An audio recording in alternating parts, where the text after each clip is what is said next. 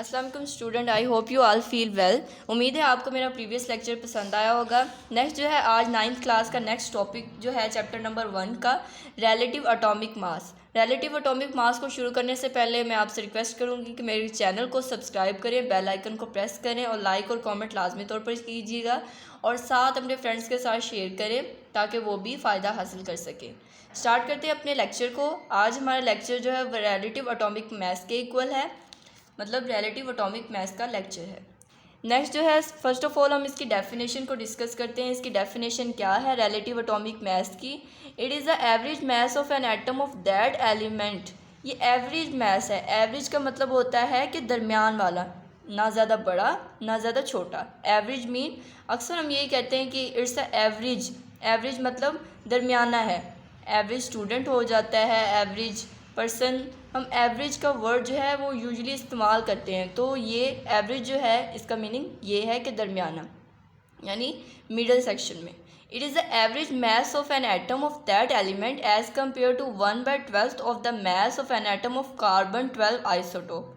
इसमें जो main point isotope है इसका भी काफ़ी स्टूडेंट को नहीं पता होता कि आइसोटोप्स क्या होते हैं। तो आइसोटोप वो होते हैं जिनका एटॉमिक नंबर सेम होता है लेकिन मास नंबर डिफरेंट होता है। लास्ट लेक्चर में हमने एटॉमिक नंबर को और मास नंबर को डिस्कस किया था कि एटॉमिक नंबर क्या होता है और मास नंबर क्या होता है। एटॉमिक नंबर को हमने किससे रिप्रेजेंट किया था? जी से। और मास नंबर को ए से रिप्रेजेंट किया था। एटॉमिक नंबर जो होता है वो नंबर ऑफ प्रोटॉन होते हैं प्रेजेंट इन द न्यूक्लियस में, यानी न्यूक्लियस में जो नंबर ऑफ प्रोटॉन होते हैं उसको एटॉमिक नंबर कहते हैं। और जो मास नंबर होता है वो क्या होता है हमारे पास? वो sum of the proton and the neutron. Sum of the proton and the neutron is called the mass number. Mass को हमने ए से रिप्रेजेंट किया था, मास नंबर को, और एटॉमिक नंबर को हमने जी से रिप्रेजेंट किया था। आइसोटोप का आपको मतलब पता चल चुका होगा कि आइसोटोप क्या होता है, जिसमें सेम एटॉमिक नंबर हो लेकिन डिफरेंट मास नंबर हो। मास नंबर डिफरेंट होना चाहिए, एटॉमिक नंबर सेम होना चाहिए। It is an average mass. ये मास है एलिमेंट का। इसमें हम कंपेयर करते हैं कार्बन 12 के साथ। कार्बन 12 के साथ कंपेयर करते हैं। कोई भी हमारे पास एलिमेंट है उसको हमने 1/12 of the mass of atom of an carbon isotope 12। एक एलिमेंट है उसको हमने कार्बन 12 के साथ कंपेयर करना है। नेक्स्ट एग्जाम्पल जो है उसमें भी यही डिस्कस करते हैं कि कार्बन का मास 12 मास, ठीक है, कार्बन का मास कितना है 12, उसको कंपेयर किया। अब कार्बन का मास को 1/12 कर दिया, 1/12 मास के साथ हमने कंपेयर किया। So the relative atomic mass is 1 unit, ठीक है। रिलेटिव एटॉमिक मास 1 यूनिट होगा। कोई भी है कार्बन के साथ, अब कार्बन को कार्बन के आइसोटोप के साथ हमने कंपेयर किया तो हमारे पास क्या रिजल्ट आया कि कार्बन का मास कितना है हमारे पास 12 कार्बन का मास है। और कंपेयर किसके साथ करना है? मल्टीप्लाई बाय 1/12 के साथ हमने कंपेयर करना है। जब ये कटिंग हो जाएंगे तो हमारे पास रिलेटिव एटॉमिक मास की जो रेशियो आ जाएगी, यानी जो हमारे पास उसका प्रोडक्ट आ जाएगा, यानी जो हमारे पास उसका रिजल्ट आ जाएगा वो हमारे पास क्या आ जाएगा? 1 यूनिट। इट्स अ 1 यूनिट, जो कि मैंने नीचे राइट डाउन भी किया है कि रिलेटिव एटॉमिक मास का क्या आ जाएगा? 1 यूनिट। कार्बन को कार्बन के साथ कंपेयर करने, इसी तरह नाइट्रोजन को भी कंपेयर कर सकते हैं हम कार्बन 12 के साथ, इसी तरह ऑक्सीजन को भी। तो रैंडम हम बहुत सारे एलिमेंट्स को इसी तरह कवर अप कर सकते हैं, इसके साथ कंपेयर कर सकते हैं और उसकी रिलेटिव एटॉमिक मास को भी हम निकाल सकते हैं। नेक्स्ट मैं दोबारा इसकी डेफिनेशन को रिपीट कर रही हूँ क्योंकि बहुत सारे स्टूडेंट इसमें कंफ्यूज हो जाते हैं कि relative atomic mass as it is वो है क्या। ये 1/12 का जो कॉन्सेप्ट है ये बहुत सारे स्टूडेंट को कंफ्यूज करता है। तो मैं दोबारा रिपीट करती हूँ कि average mass of an atom of an element को जो एवरेज मास है उसको कंपेयर किया 1/12 of the mass of an atom of carbon 12 के आइसोटोप के साथ हमने उसे कंपेयर किया। नेक्स्ट जो है हमने इसकी डेफिनेशन को भी किया है और इसकी एग्जांपल को भी किया है। एग्जांपल करने के बाद हमारा जो नेक्स्ट है वो एटॉमिक मास यूनिट है। अब अगर हम कार्बन के अलावा, यानी when we compare the mass with other element than AMU, जब हम कार्बन के अलावा किसी और एलिमेंट के साथ, अब इसमें रिलेटिव एटॉमिक मास और एटॉमिक मास यूनिट में मेजर डिफरेंस ये है कि हम इसमें कार्बन के साथ करते हैं और इसमें हम अनदर एलिमेंट्स के साथ उसे कंपेयर करते हैं। इसमें कार्बन को कार्बन के आइसोटोप के साथ हम कंपेयर करते हैं, जबकि एटॉमिक मास यूनिट में हम अनदर देन एलिमेंट को जब हम डिस्कस करते हैं। जैसे कि मैंने ऊपर डिस्कस किया था कि नाइट्रोजन, ऑक्सीजन, रैंडम जो भी एलिमेंट ले लें, उसको अगर हम डिस्कस करेंगे तो उसका जो मैस हम निकालेंगे। अब इधर 1 यूनिट आ गया, it's a carbon carbon comparison. पर अगर नाइट्रोजन कार्बन कंपैरिजन होगा तो जो मैस निकलेगा उसको हम एटॉमिक मैस यूनिट में रिप्रेजेंट करेंगे, एज इट इज़ ये यूनिट है, ठीक है।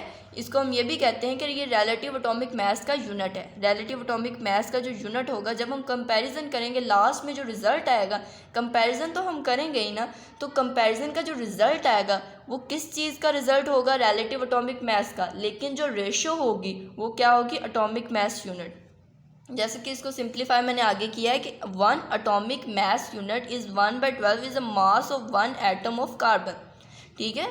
अब देखिए कि हमारे पास ये था कि कार्बन का 12/12 किया था, हमारे पास अब ये हो गया है कि जो हमारे पास रिज़ल्ट आता है वो हमारे पास रिलेटिव एटॉमिक मास होता है, लेकिन जो हमारे पास रेशो होती है और जो हमारे पास नेक्स्ट निकलता है, it's a AMU, atomic mass unit. Atomic mass unit में यही है कि ये यूनिट है किसका, रिलेटिव एटॉमिक मास का, और इसमें हम another then comparison with the elements rather than carbon, then हम ये यूज़ करेंगे एटॉमिक मास यूनिट को। अगर हम किसी और एलिमेंट के साथ इसका कंपैरिजन करेंगे, उसको कंपेयर करेंगे, देन हम यूज़ करेंगे एटॉमिक मास यूनिट को। एटॉमिक मास यूनिट की नीचे मैंने डेफिनेशन भी लिख दी है कि 1 atomic mass unit is 1/12 is a mass of an atom of the carbon 12, ठीक है। इसमें यही डेफिनेशन मेजर है। सिंपल, हमने पहले रिलेटिव एटॉमिक मास की डेफिनेशन को डिस्कस किया, उसकी फिर एग्जांपल को डिस्कस किया, फिर एटॉमिक मास यूनिट को डिस्कस किया, उसके यूनिट को डिस्कस किया, उसका सिंबल क्या है, AMU, जो कि एटॉमिक मास यूनिट की एब्रीवेशन है। A for atomic, M for mass, U for unit, तो एटॉमिक मास यूनिट बन जाता है। तो उसके इसको रिप्रेजेंट करते हैं, और इसके नीचे डेफिनेशन को हमने डिस्कस किया। नेक्स्ट जो है वो एटॉमिक मास यूनिट की वैल्यू भी है, जो 1.66 मल्टीप्लाई 10⁻⁻24 ग्राम है। अब हम ये एग्जामिनर हमें मतलब कंफ्यूज करने के लिए अक्सर केजी में भी वैल्यू दे देता है, यानी किलोग्राम में भी वैल्यू दे देता है। तो हमें पता होना चाहिए कि किलोग्राम में इसकी पावर क्या होगी, मिलीग्राम में इसकी पावर क्या होगी।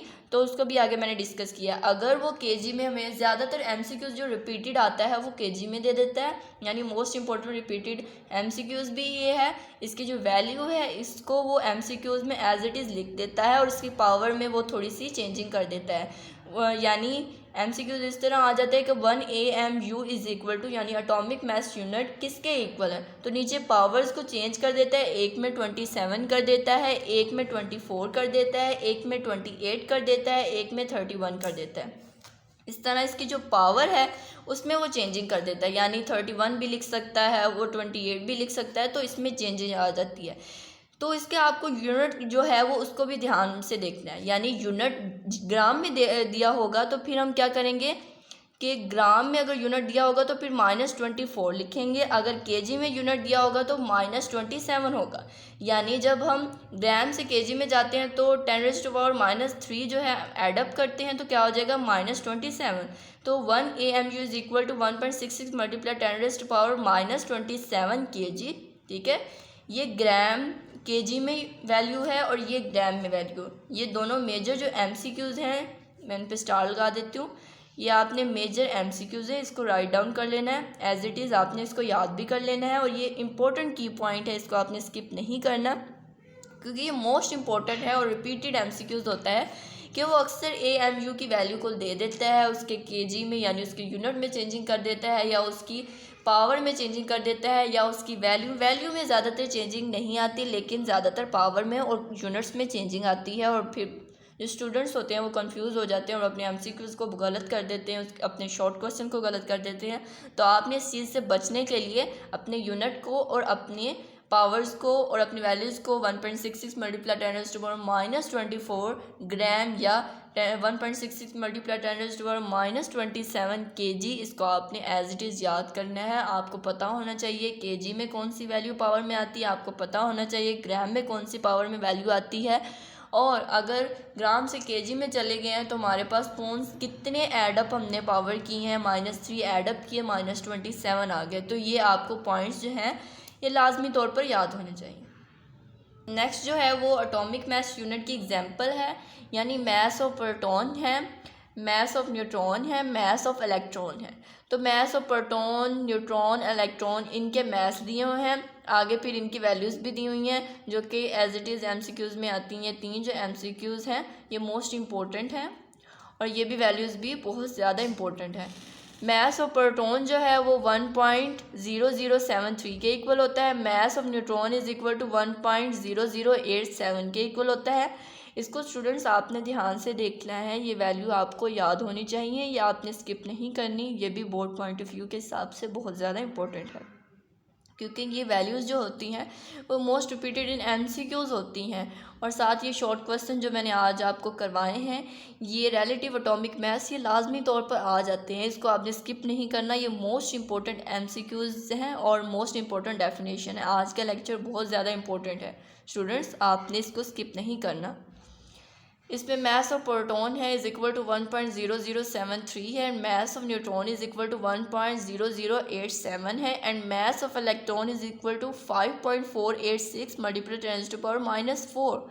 अब आप ध्यान दें कि इसमें पावर्स नहीं है और इसमें पावर है, इसको वो पावर में भी लिख सकता है, यानी पावर के बगैर भी लिख सकता है और पावर में भी लिख सकता है। तो आप पावर के बगैर अगर लिखे तो वो कैसे लिखेगा, यानी 0.005486।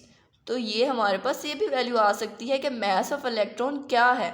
तो आपने पावर के बगैर इसको भी याद करना है कि पावर के बगैर ये कितने, हम देखें आपको ये साइंटिफिक रूल आना चाहिए कि साइंटिफिक रूल में जब पावर माइनस में हो तो हम किस तरफ जाते हैं, यानी लेफ़्ट की तरफ।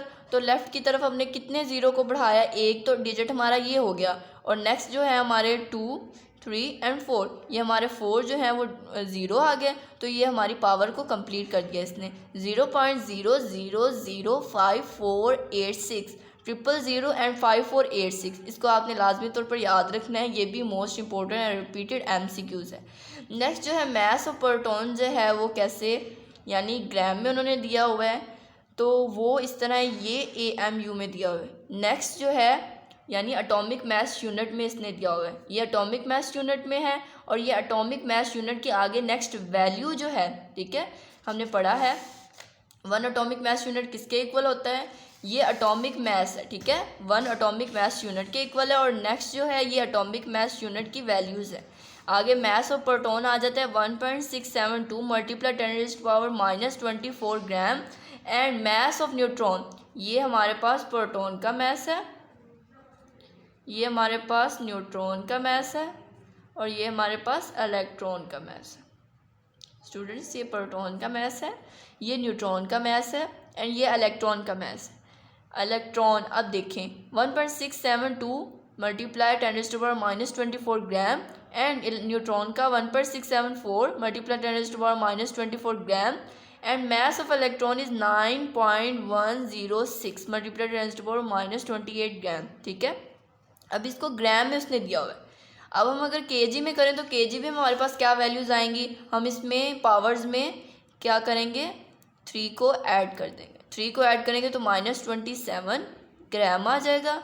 नेक्स्ट जो है वो प्रोटॉन की वैल्यू में हम ऐडअप करते हैं 1.674 multiply 10 to power -27 KG, sorry KG आ गया हमारे पास। नेक्स्ट जो है 9.106 मल्टीप्लाई 10 टू पावर -31 केजी।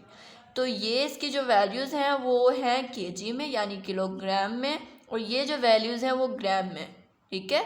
ये ग्राम में वैल्यू और ये केजी में वैल्यू, इनमें डिफरेंस आपने याद रखने का। अगर वो केजी में दे दो तो फिर कैसे वैल्यूज़ को लिखना है, ठीक है। ज़्यादातर रिपीटेड में केजी में वैल्यू आ जाती हैं, और अगर वो स्टूडेंट को कंफ्यूज करे तो फिर वो ग्राम में भी दे देता है। तो एज इट इज़ आपको याद होना चाहिए, चाहे वो ग्राम में दे, केजी में दे, यानी किलोग्राम में दे। तो अगर आपको ये सारे पॉइंट्स आपके माइंड में होंगे तो आपको मुश्किल नहीं होगी, आप फ़ौरन तौर पर अपने आप MCQs को अटैम्प्ट कर लेंगे, आपको ज़रा भी टाइम नहीं लगेगा अगर आपकी ये प्रिपरेशन होगी। स्टूडेंट, आपने इस लेक्चर को लाजमी तौर पर, अगर आपको किसी चीज़ की समझ नहीं आई तो आपने कमेंट सेक्शन में मुझे दोबारा बताना है, मैं उसको रिपीट कर दूँगी। आपने इसका एक एक पॉइंट जो है वो उसको लाजमी तौर पर याद करना है, उसको माइंड में रखना है। ये बोर्ड पॉइंट ऑफ व्यू के हिसाब से बहुत ज़्यादा इंपॉर्टेंट MCQs हैं, बहुत ज़्यादा शॉर्ट क्वेश्चन इंपॉर्टेंट हैं, तो आपने इसको स्किप नहीं करना। ओके स्टूडेंट्स, ये था मेरा लेक्चर रिलेटिव एटॉमिक मैथ्स का, एटॉमिक मैथ्स यूनिट का। नेक्स्ट कुछ MCQs थे, मोस्ट इंपॉर्टेंट रिपीटेड MCQs थे। नेक्स्ट लेक्चर में हम नेक्स्ट टॉपिक को डिस्कस करेंगे। स्टूडेंट्स, तब तक के लिए अल्लाह हाफिज़। अपना ख्याल रखिए, अपने घर वालों का ख्याल रखिए और अपनी स्टडी पर बहुत फोकस कीजिए।